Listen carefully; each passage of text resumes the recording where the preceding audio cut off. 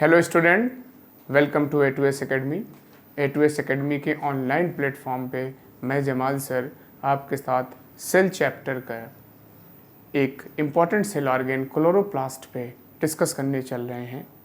आइए हम लोग जानें कि what is chloroplast and what is its structure and function, what is the significance, what is the significant role of chloroplast in eukaryotic cell in plant cell.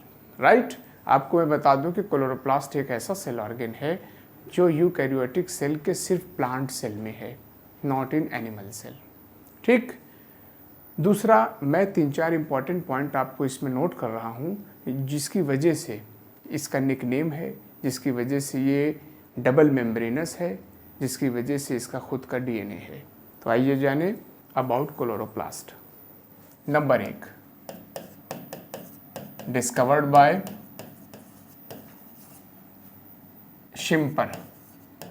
Schimper नाम के cytologist ने chloroplast को discover किया। Number 2, commonly called kitchen of the cell. इसका मैंने nickname आपको last lecture में बताया था, commonly called kitchen of the cell. Number 3, semi autonomous cell organ. Why? Due to contain its own genetic material. Due to contain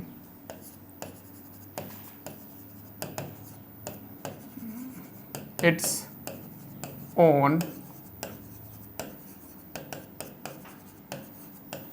genetic material. मैंने अभी last lecture में lecture 6 में न्यूक्लियस के बारे में बताया था कि what is the name of genetic material, what is the examples of genetic material. तो मैंने क्या बताया था, DNA. What is the full form of DNA?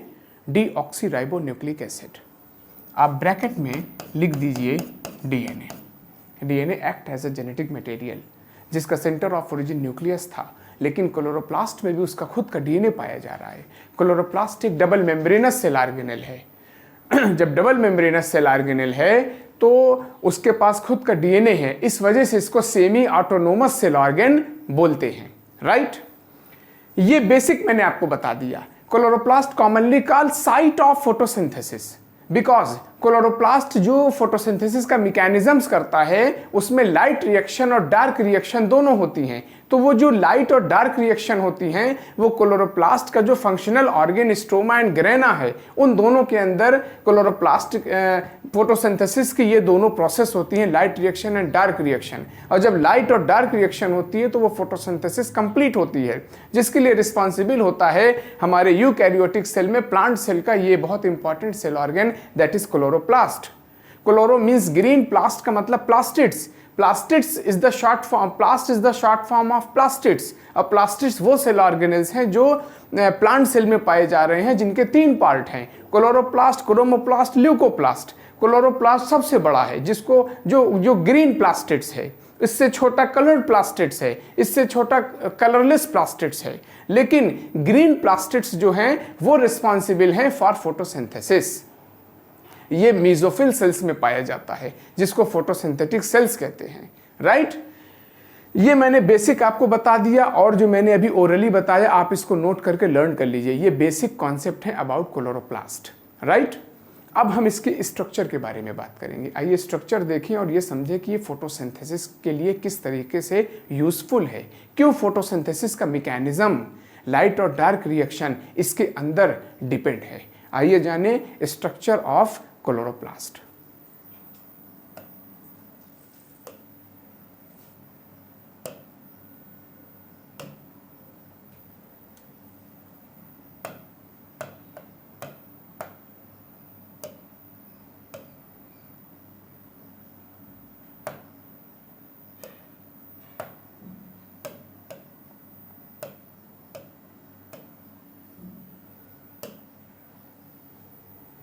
This is the basic diagram about chloroplast, that shortly called site of photosynthesis, that shortly called kitchen of the cell.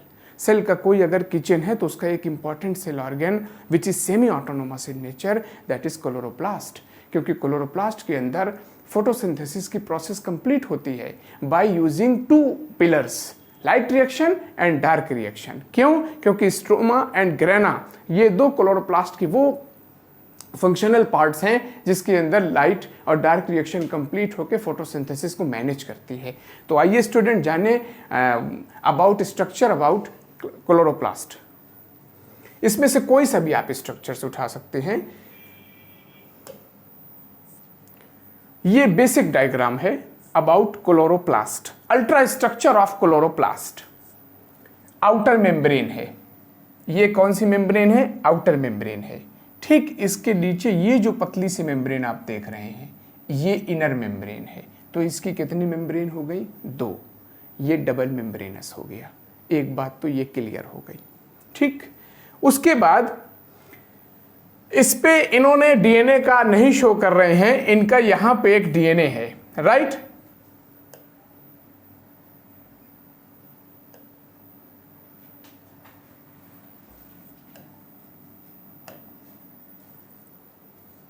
आइए structure about nucleus के बारे में देखें। ये outer membrane है, ठीक है, और ये इसी के नीचे इनर मेम्ब्रेन गई। Outer membrane, outer membrane, inner membrane, ठीक। उसके बाद इनका यहां पे डीएनए भी है,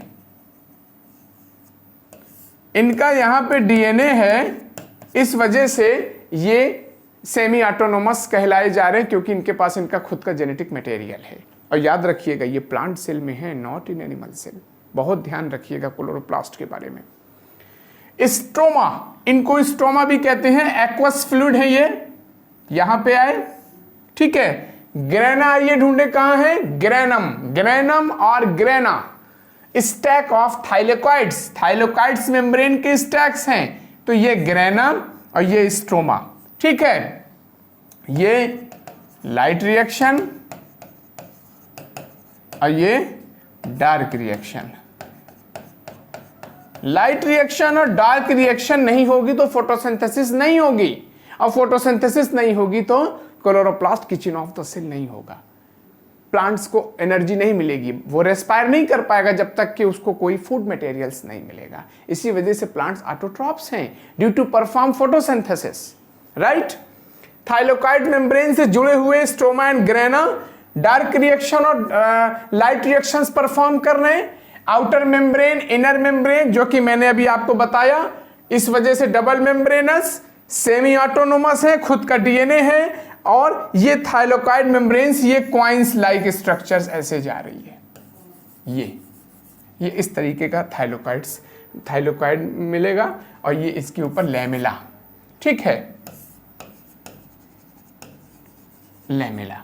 तो ये इस बात को साबित करता है कि I am site of the photosynthesis because I am perform mechanisms of photosynthesis by using stroma and grana due to producing light reaction and dark reaction।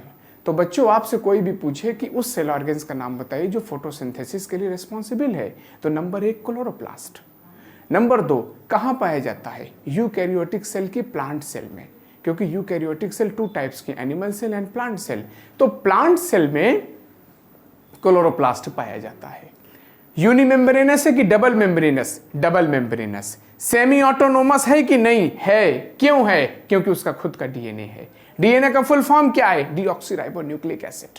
कौन सी रिएक्शंस होती हैं? Dark reaction and light reaction. Light reaction किस में होती है? Granum में। Dark reaction किस में होती है? स्ट्रोमा में। कौन सी मेम्ब्रेन है? थाइलेकॉइड मेम्ब्रेन है। कितनी outer membranes, inner membranes? 2 membranes हैं। यूनि मेम्ब्रेनस है कि डबल मेम्ब्रेनस है? डबल मेम्ब्रेनस है। ये स्ट्रक्चरली स्टडी हुई।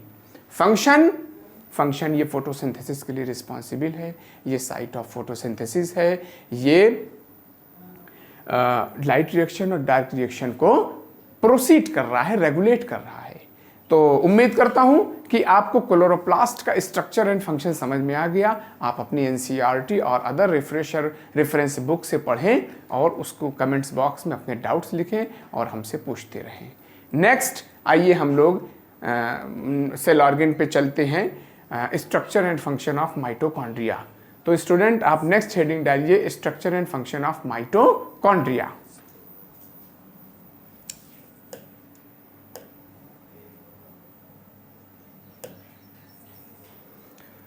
Structure and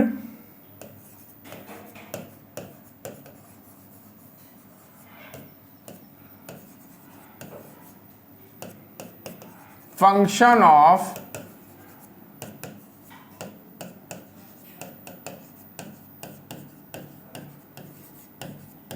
mitochondria.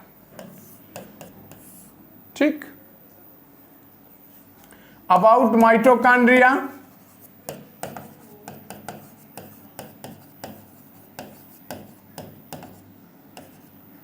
About mitochondria. आइए कुछ इंपॉर्टेंट पॉइंट्स हम लोग माइटोकॉन्ड्रिया के बारे में लिख लें। Number 1, double membranous,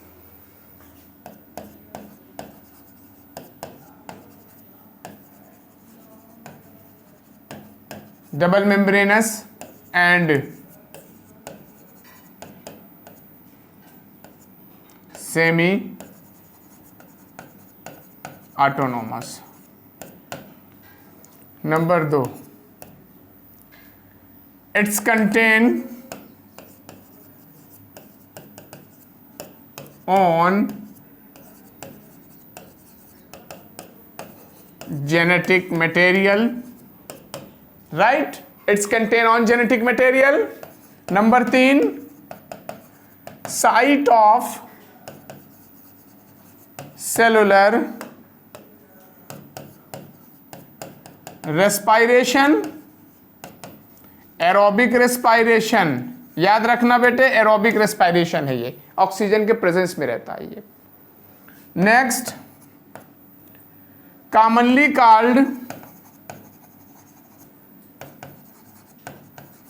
called powerhouse of the cell।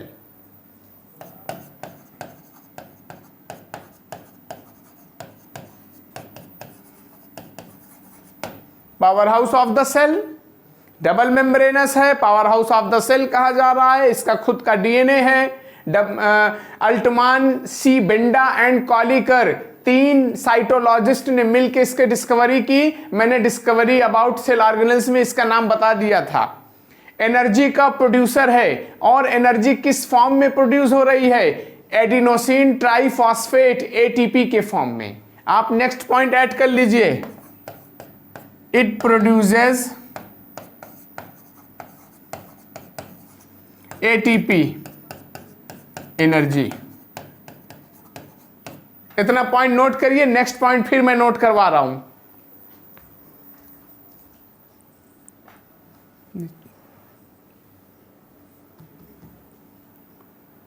Note हो गया?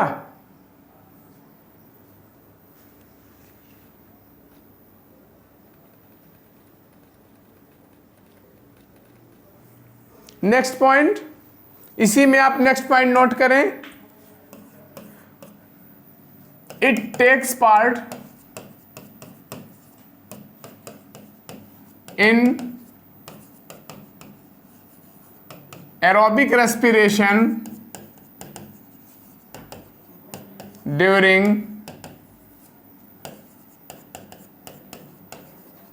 ग्लाइकोलिसिस। ठीक है, तो ये एनर्जी एटीपी के फॉर्म्स में ग्लाइकोलिसिस जब प्रोसेस होती है एरोबिक रेस्पिरेशन में, तो 38 एटीपी मॉलिक्यूल्स माइटोकॉन्ड्रिया रिलीज करता है। एक बात मैं और बता दूं, एरोबिक रेस्पिरेशन जो एकर्स होगा, जो ग्लाइकोलिसिस की प्रोसेस के बाद एरोबिक रेस्पिरेशन जब होगा, तो उसमें एक साइकिल होती है, Krebs cycle. Hans A Krebs ने उसको डिस्कवर किया था। वैसे उस साइकिल का नाम है tricarboxylic acid cycle, TCA cycle और सिट्रिक एसिड साइकिल। ये एक ऐसी साइकिल होती है जो एरोबिक रेस्पिरेशन में होती है। एरोबिक रेस्पिरेशन का वो पार्ट है जो ऑक्सीजन के प्रेजेंस में होता है, जिसके लिए माइटोकॉन्ड्रिया काम करता है। और माइटोकॉन्ड्रिया के अंदर एक फ्लूइड होता है जिसको बोलते हैं मैट्रिक्स, तो माइटोकॉन्ड्रियल मैट्रिक्स उसको बोलते हैं। माइटोकॉन्ड्रिया के मैट्रिक्स में एरोबिक रेस्पिरेशन होती है क्रेब्स साइकिल के फॉर्म में। तब जो ग्लूकोज का ब्रेकडाउन होता है, उस ग्लूकोज के ब्रेकडाउन के बाद जो एनर्जी मिलती है वो 38 एटीपी मॉलिक्यूल्स या 673 किलो कैलोरी के फॉर्म में मिलती है। ठीक है, तो इस वजह से ग्लाइकोलिसिस प्रोसेस के टाइम पे जो एरोबिक रेस्पिरेशन होगा उसके लिए रिस्पॉन्सिबल होगा माइटोकॉन्ड्रिया, और टीसीए और क्रेब्स साइकिल माइटोकॉन्ड्रिया के मैट्रिक्स में होती है। आइए हम थोड़ी देर के लिए माइटोकॉन्ड्रियल स्ट्रक्चर्स के बारे में बात करें।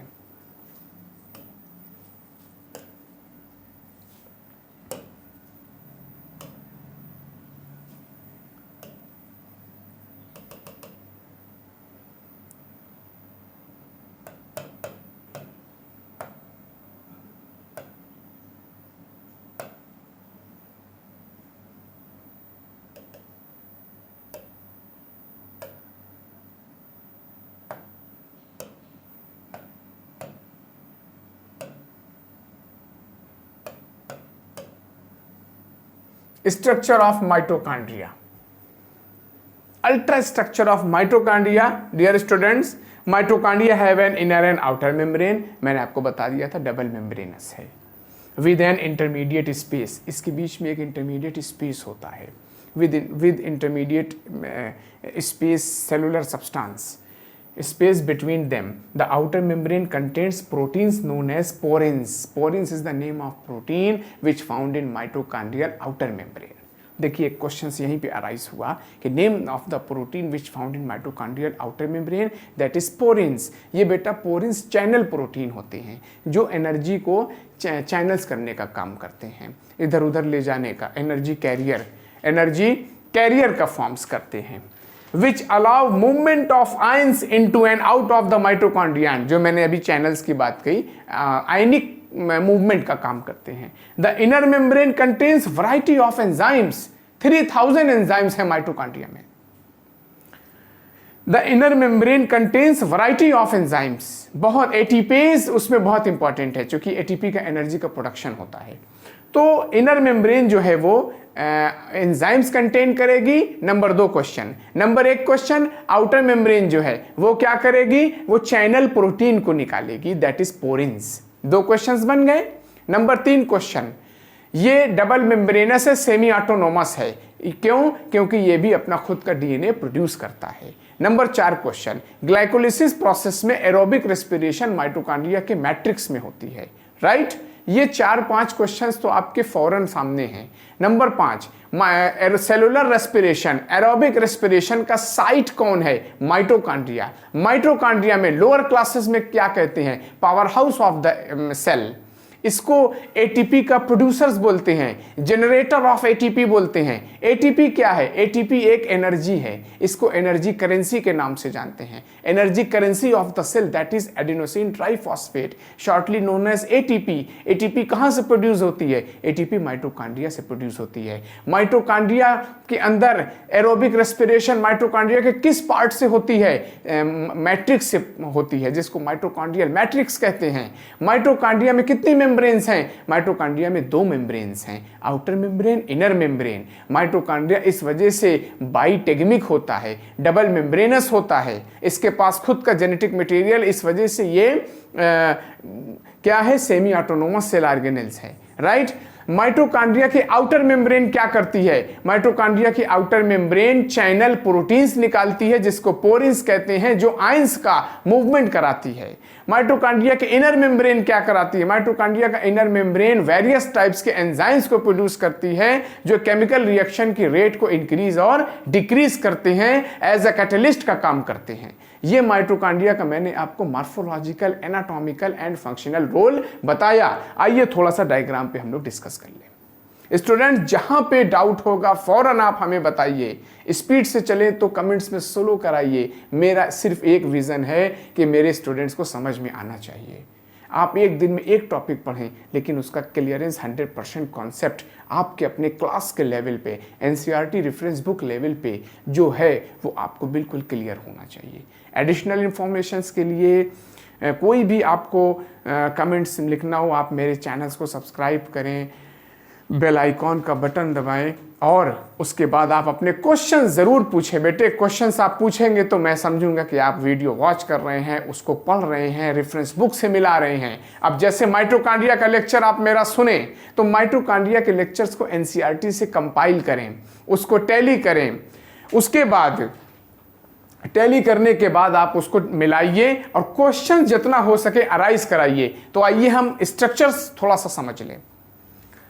एटीपी सिंथेज पार्टिकल्स, यहां पे एंजाइम्स के पार्टिकल्स निकलेंगे एडिनोसिन ट्राइफॉस्फेट के लिए। एडिनोसिन ट्राइफॉस्फेट के लिए ये यहां पे एटीपी सिंथेसिस के निकलेंगे। एटीपी एडिनोसिन ट्राइफॉस्फेट, एटीपी का फुल फॉर्म भी पूछा जाता है, energy currency of the cell के नाम से भी पूछा जाता है। Energy currency of the cell किसको कहेंगे? एटीपी को। एटीपी का फुल फॉर्म एडिनोसिन ट्राइफॉस्फेट। ये किससे मिलके बना है? मैं यहां पे आपको लिख दूं एएमपी प्लस। ये बना है, मैं आपको बता दूं, ये एडीपी प्लस आईपी से मिलके बना है एटीपी। ठीक है, एडीपी प्लस आईपी। और एडीपी किससे बना है? AMP plus AMP. अब पूछिए एएमपी क्या है? एएमपी है adenosine monophosphate, ADP adenosine diphosphate, ATP adenosine triphosphate. ये सब बेटे बायोमॉलिक्यूल्स हैं, ये ऑर्गेनिक कंपाउंड हैं। किससे प्रोड्यूस हो रहे हैं? सेल से एक important cell organ that is mitochondria, right. Ribosome इसके अंदर प्रेजेंट है ग्रैनुलर फॉर्म्स में। क्यों? क्योंकि ये प्रोटीन सिंथेसिस का काम करेगा। मैंने अभी आपको बताया चैनल प्रोटीन आउटर मेम्ब्रेन में कौन बना रहा है? प्रोटीन फैक्ट्री कौन है? राइबोसोम है। उसके बाद क्रिस्टी इनकी ये वाली स्ट्रक्चर है जो मैंने अभी आपको दिखा रहा हूं। इंटरमीडिएट स्पेस मैट्रिक्स, ये वाली स्पेस इंटरमीडिएट स्पेस है, इसको आपने मैट्रिक्स कहा और इसको आपने मैट्रिक्स ये है। ठीक है, ये क्रिस्टी इंटरसेलुलर स्पेस के जस्ट नीचे, और ये मैट्रिक्स है जिसके जो माइटोकॉन्ड्रियल मैट्रिक्स के नाम से जाना जाता है, जिसके अंदर एरोबिक रेस्पिरेशन होता है, जिसके अंदर सिट्रिक एसिड साइकिल परफॉर्म करती है। एटीपी सिंथेसिस पार्टिकल्स इसके अंदर हैं। और ये देखिए डीएनए, डीऑक्सीराइबोन्यूक्लिक एसिड, ये डीएनए डबल स्टैंडर्ड फॉर्म्स में है। इनर मेम्ब्रेन जो कि बहुत सारे एंजाइम्स निकाली, आउटर मेम्ब्रेन जिसने चैनल प्रोटीन निकाला with the help of ribosome, और ये ग्रैनुल्स हैं, ये उसकी एक्टिविटी को काम करेंगे। शू लाइक स्ट्रक्चर है, देखिए बिल्कुल ठीक है। और डबल मेम्ब्रेनस है, सेमी ऑटोनोमस है, खुद का डीएनए है, एटीपी प्रोड्यूसर्स है और एरोबिक रेस्पिरेशन का साइट है। तो बहुत ही इंपॉर्टेंट सेल ऑर्गन है माइटोकॉन्ड्रिया। ये एक माइटोप्लस कॉन्ड्रियन से मिलके बना, एक कॉन्ड्रियन टाइप की थ्रेड्स दैट इज माइटोकॉन्ड्रिया, और यूकैरियोटिक सेल की एनिमल सेल, प्लांट सेल दोनों में पाया जाता है। तो स्टूडेंट, आज हम लोगों ने माइटोकॉन्ड्रिया, क्लोरोप्लास्ट और न्यूक्लियस के बारे में बात की। अब हम नेक्स्ट वीडियो लेक्चर्स में इसके आगे का हम सेल ऑर्गन्स पे बात करेंगे। तब तक के लिए आप इन सब को रिपीट करके कमेंट्स बॉक्स में अपने क्वेश्चंस को जरूर भेजिएगा, और नेक्स्ट जितने भी सेल ऑर्गेनल्स यूकैरियोटिक बचे हैं आप उनको पढ़ के आइएगा। नेक्स्ट वीडियो लेक्चर्स में हम लोग और शानदार डिस्कशन करेंगे। तब तक के लिए गुड बाय।